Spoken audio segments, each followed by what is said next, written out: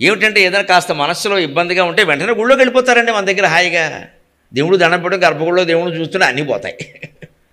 కాసేపు అక్కడ కూర్చొని అదేదో మళ్ళీ అయితే విష్ణు సహస్రం తీసి చదువుకుంటారు, లలితా సహస్రం చదువుకుంటారు, లేకపోతే వివేకానంద స్వామి సూక్తులు చదువుతారు. ఏం చదువుతారు ఏదైనా పర్వాలేదండి. మనశ్శాంతికి చాలా ఉపాయాలు ఉన్నాయి. పైగా ఎట్టి పరిస్థితుల్లోనూ మనం తెలుసుకోవాల్సింది ఏమిటంటే మన మనస్సును మనం సరి చేసుకోవాలి తప్ప శ్రీ మహావిష్ణువు దిగొచ్చినా సరిచేయలేడు, జరిగే పని కాదు.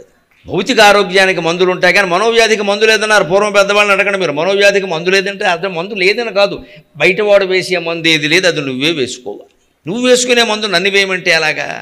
పైగా మందు లేదని ఎందుకంటారు? మనస్సు ఒక పదార్థం కాదు, మీరు ఎలా మందు వేస్తారు చెప్పండి. మనస్సు ఉందని నిరూపిస్తే ₹1,00,000 ఇస్తారన్నా ఎప్పటికీ కట్టుబడి ఉంటా, ఏం అనుమానం లేదు. మనస్సు ఉందని నిరూపించాలి, మనస్సు ఉందని నిరూపిస్తే 1,00,000 ఇస్తా. కోటైనా ఇవ్వచ్చు, నా దగ్గర లేవు, ఏం చేయమంటావు? ఉన్నంతవరకే ఇవ్వాలి కదా, మళ్ళీ అప్పు చేస్తే అలాగా? అప్పుడు నా మనస్సును నేను నిరూపించుకోవాలి, అభ్యంతరం ఎలా?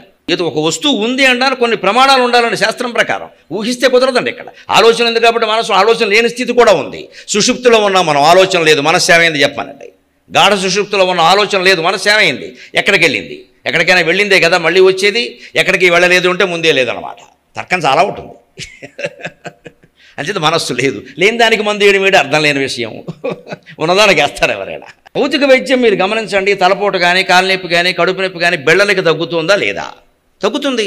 మనసు పని చేయకపోయినా తగ్గుతుంది. అక్కడ మనసు పని చేస్తే శ్రద్ధ వల్ల ఎక్కువ తగ్గుతుంది, వెంటనే తగ్గుతుంది. కానీ మనసులో ఇష్టం లేకపోయినా, డాక్టర్ అంటే ఇష్టం లేకపోయినా సరే, భయం ఉన్నా సరే మందు పనిచేస్తుందండి ఎంతో కొంత. ఎందుకంటే భౌతిక పదార్థం ఉన్న చోట భౌతిక పదార్థం పనిచేస్తుంది.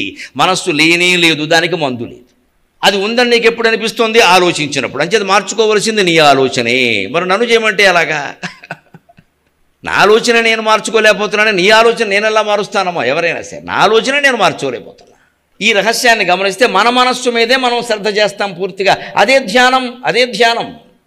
మన మనస్సునే చూడమంటారు, ఏ మహర్షి అయినా అంతే. మనస్సును నేరుగా చూడండి, మనస్సును నేరుగా చూడండి. అది ఏం ఆలోచిస్తుందో గమనించండి. ఆశ్చర్యం ఏమిటంటే గమనించడం మొదలు పెడితే ఆలోచించడం మానవుతుంది. పెద్ద దొంగది, పెద్ద దొంగ. మనం గమనిస్తున్నామంటే ఆలోచన ఆగిపోతుంది. గమనింపే నిర్లిప్తత, గమనింపే నిర్లేపత. నిర్లేప, నిర్మల, నిత్య అంటే అదే. నిర్లేప అంటే గమనింపు. గమనిస్తే ఆగిపోతుంది. జిడ్డు కృష్ణమూర్తి గారు మొత్తం పుస్తకాలన్నా అదే చెబుతాడు, గమనించవయ్యా, గమనించవయ్యా అంటే. మనం ఇంకోటి పెడతాం దానికి గమనించడానికి, ఇంకో మీటర్ పెడతాం అక్కడ గమనించడానికి. మనం గమనించాలి. ఇక్కడ ఆ మనస్తత్వాన్ని పట్టుకోగలగాలి.